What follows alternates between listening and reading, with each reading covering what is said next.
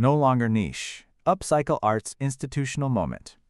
For decades, upcycle art, often stemming from grassroots sustainability movements and DIY craftsmanship, has resided on the fringes of the art world, frequently marginalized as craft or folk art rather than fine art. According to a recent industry study on upcycle art, one of the major hurdles facing the industry is the lack of recognition from the mainstream art establishment. Survey responses from upcycle artists and related professionals reveal that none feel highly recognized, while 25% experience a complete absence of recognition, with their work often considered merely a hobby rather than a serious artistic practice. This exploration examines how what once existed on the margins as an environmental statement is evolving into a legitimate artistic movement, commanding serious institutional attention. Institutions globally are redefining this narrative, integrating upcycle artworks into major museums, galleries, auction houses, and academic institutions. Museum collections. Museums are considered the highest form of institutional validation, as they provide art historical canonization with offer scholarly credibility. Leading museums have begun acquiring upcycle artworks for their permanent collections, validating the medium's artistic merit. The Museum of Modern Art, MoMA, in New York, has incorporated works by artists like El Anatsui, whose bottle cap installations transform aluminum liquor seals into monumental tapestries. The Materials and Objects display of Tate Modern looks at the inventive ways in which artists around the world use diverse materials. Amongst them, David Hammond's sculptures and installations use found materials others might consider waste, from cooking fat to hair swept from barbershop floors. This museum integration represents perhaps the most significant validation of upcycle art's institutional acceptance. Gallery representation.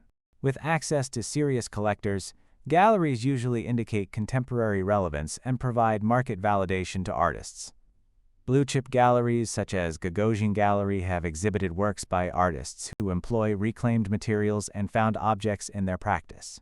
Carol Bove transforms discarded materials into sophisticated installations, while Nancy Rubens creates monumental sculptures from salvaged objects, including airplane parts and other large-scale industrial refuse. Craft Council of British Columbia, CCBC, showcases large-scale upcycled installations, such as Catlin Arma's Tunnel, 2025, constructed from reclaimed yarn and fabric. Market valuation. Auction sales and the broader art market, not only the validation of commercial value, visibility, and market benchmark of artworks and artists, but also signal institutional confidence. Upcycle art is gaining significant traction among art collectors and auction houses, indicating serious interest in unique pieces and their increasing investment potential.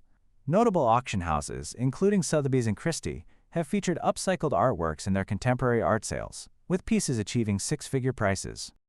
El Anatsui's bottle cap sculpture Prophet achieved a record-breaking price of $2,228,000 at Christie's auction, underscoring the substantial commercial potential of upcycle art in the contemporary art market. British artist duo Tim Noble and Sue Webster create shadow sculptures from piles of garbage. Their work, Toxic Schizophrenia, constructed from scrap metal, reflector caps, and lamps, sold for more than $700,000 at Sotheby's. Similarly, Canadian artist Cal Lane creates intricate, delicate lace patterns by plasma-cutting discarded steel objects such as shovels and oil cans. While not setting auction records, one of her pieces sold for $36,000 through gallery representation and commanded up to $200,000 on the resale market. Private collectors and corporate entities have begun allocating segments of their collections to upcycle art. These acquisitions send a signal to the broader market that upcycle art merits serious consideration as a distinct investment category, further solidifying its place within the contemporary art landscape. Academic integration and research. Academic institutions are increasingly recognizing the significance of upcycle art within the contemporary art landscape. Universities and art schools are incorporating upcycle art into their curricula within disciplines such as fine arts, design, textile design, and sustainability studies. The Nature Lab at the Rhode Island School of Design continuously promotes sustainable design practices grounded in the philosophy of upcycling. Central St. Martin's at the University of the Arts London has integrated material reuse into its core design methodology. Academic research in this field has also seen a surge, with a notable increase in PhD dissertations focusing on upcycle art across universities worldwide.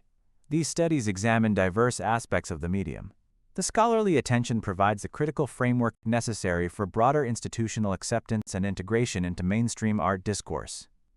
Recognition and awards. Major art prizes have increasingly acknowledged upcycle artists, with prestigious awards including the Turner Prize, Guggenheim Fellowship, and MacArthur Foundation grants honoring artists whose work revolves around creative material transformation.